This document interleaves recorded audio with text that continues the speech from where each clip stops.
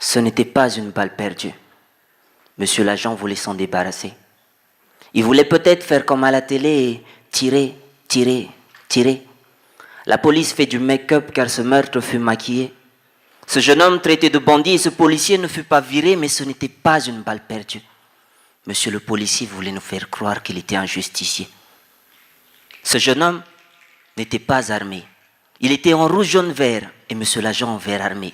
Il avait ni bédo, ni bouteille, il avait sur lui ses papiers, mais ça n'a pas empêché monsieur l'agent de sortir son arme et de le lui pointer.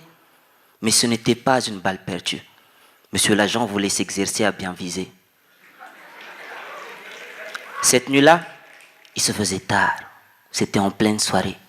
Le jeune homme avec des dreads et monsieur l'agent pour s'amuser ont menacé de les lui couper, lui pour répliquer. Leur a sorti quelques vérités. Monsieur l'agent s'est senti vexé. Lui a demandé de s'en aller. Mais ce n'était pas une balle perdue. Monsieur l'agent avait une frustration à évacuer.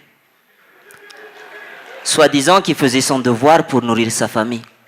Mais ce jeune homme, lui aussi, n'avait-il pas aussi une famille? Couvert de chagrin et de honte car à l'enterrement, certains chuchotaient que leur enfant était un bandit. Mais ses frères et sœurs savaient que ce n'était pas vrai ce que l'on racontait sur lui car ce n'était pas une balle perdue. Or qu'on a félicité le meurtrier. Dans un monde où on accorde plus d'importance aux préjugés, où la vérité est déguisée car même si le savoir est une arme, il ne protège pas contre une balle ou une lame bien aiguisée.